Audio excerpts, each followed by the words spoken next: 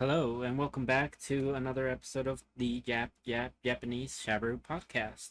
So we're gonna kick things off with Sakamoto Days as it's making its grand return for the summer season, and I do like that the episode starts off with a small recap, letting us know where the last season left off of, giving us some of the key points as we head into this one, and just really letting us know that we're gonna start off dealing with the uh, escapees from last season, and yeah, they seem like a really big threat. Like at least compared to like anybody that's not at Sakamoto's level or higher during this point portion.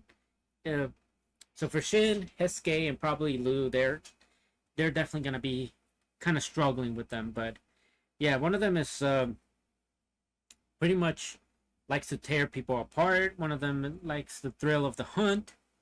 One of them likes to smash people into tiny little burgers.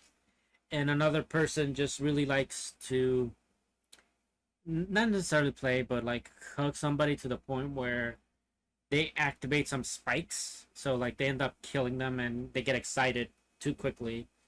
Uh, so really interesting for prisoners that we're gonna have to take down.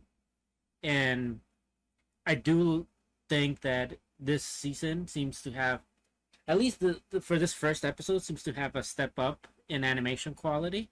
So big ups to Sakamoto and to TMS for finally getting a bit better during on the earlier portions of Sakamoto. So good stuff. The the opening though, really really good. I really enjoyed the opening. It's fantastic visually, this musically, it just meshes so well, and definitely another step up from the first season. So we have once again the crew having to get info on who the escapees are. So like they go and revisit the VHS store, which at this point is just like robbery. I mean, every time they go, it's like a million something yen that Sakamoto has to like cough up right away. So I don't know what kind of like retirement money he had from his assassin's days, but it is quickly drying up. And as they get into seeing it, and then they all Sakamoto falls asleep, and then the other freaking Lou doesn't really understand, and Shin is like the only one that's somewhat attentive towards it and somewhat like knows what's happening. So at least he got to enjoy something out of it. And then we head off with the Order members, which finally we get to see like all the Order members all in one place. Osaragi's driving. Nagumo's like pestering everybody.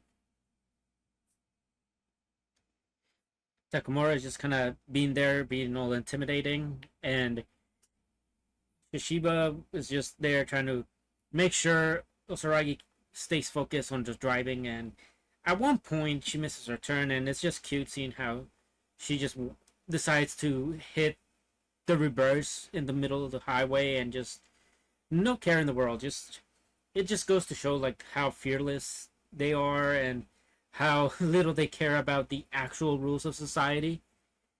And then we have like the most insane shit happen with Takamura, which apparently a fly has such bloodlust that he activated and decided to just like slice the entire top off their car in order to get this fly. So, but one of the more interesting parts about Takamura unleashing like that is that this is the first time we actually see all the order members kind of be like afraid of one thing. So Takamura already seems like he's gonna be badass. And I mean, he's an old man in an anime, so like they always make sure that the old man kicks ass. So I'm sure like once he goes full out, we're gonna see a real menace in the anime. And And then afterwards we hit back with the boys, the squad. Hesuke's training with Sakamoto. Hesuke's practicing his ricochet. Sakamoto's practicing moving or like being able to. He's trying to like really get back to his former peak self. So it's interesting training. They are kind of damaging a bit of the store, like the surroundings, but at the end of the day, like they have to stay alert, stay trained because the inmates are coming for them. So they have to be the ones that are ready if they get jumped on. So and in order to do that, they need like all the squad there. So Nagumo kind of shows up disguised as Shin, but Sakamoto instantly knew it was Nagumo. As we know, uh, Sakamoto is aware when Shin's around because whenever Shin's around, he always pictures doing something to Shin that would like kill him. So Shin would react to that like, "Hey, don't freaking think of killing me in that way." And because there was no reaction probably to one of Sakamoto's thoughts, he instantly knew it was Nagumo. But really, really great seeing like Nagumo do this, his Master of Disguise plays. I and it it's seemingly if it wasn't because Shin has his Esper abilities, it might have taken longer for Sakamoto to really notice that it wasn't Shin. And of course, afterwards, Nagumo kind of just lets Sakamoto know that he is on the list and his rank is below his, of course, because Nagumo always has to get the better laugh, always likes to mess around with Sakamoto. He's always the jokester. So now Sakamoto is there, training and doing all this other stuff. It's like perfect opportunity for Nagumo to bug him and to be a thorn in his side any way he can. And one of this is through the rankings. Obviously, Sakamoto, having being now retired, they're not gonna put him like S rank, so he's B rank right now. As they're not quite sure because he looks fat probably, but it's definitely because they don't really know that he can switch into his skinny version with enough like training or with enough burning of calories.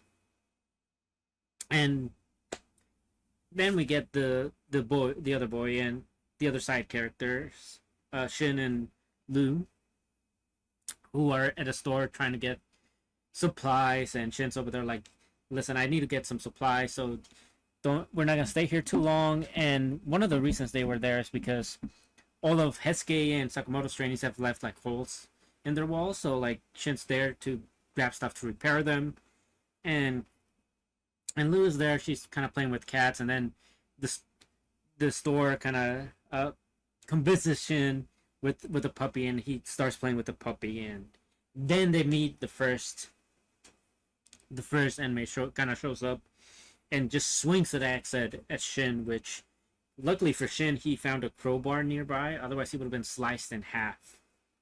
But yeah, this was like kind of crazy because right off the bat you could already see that Shin was kind of like below this guy. Like it seemed like he was not gonna have a good time fighting him, and definitely didn't seem like he could beat him. Even the guy said he couldn't beat him because once he figured out how Shin's power works and how his telepathy works, he just kind of was like, oh well. He just started thinking like he just starts thinking that he wants to end Shin instead of thinking how he's gonna do it. So like instead of thinking of his moves, he's just thinking of like the action of doing it, and that's enough to like get Shin's power to like stop working as properly, and then he's able to really get the upper hand on Shin. But because Shin was put in such a disadvantage position, and he kept getting mocked by that he's gonna go in after Sakamoto and his family, Shin ended up having like the power boost. Like his psychic abilities developed in a way that probably he wouldn't have been able to prior to this. And even Sakamoto was saying that some of the things like before that the only thing really holding back Shin is that he doesn't have many life or death experiences. So now that Shin has this on his back, and because of his power just developed higher, where he can actually predict a few seconds into the future, it just makes Shin's moves just so much more effective. He's able to see things before they come, and be able to act before the other person can even act himself. So Shin does thank him, like, yeah, thank you, because of you, my powers, I was able to develop my psychic powers in a way that I normally wouldn't have been able to. And yeah, I really enjoyed this episode. It was a nice episode back. Definitely, highly recommend rechecking out Sakamoto Days. And for me, this is a 9 out of 10 episode.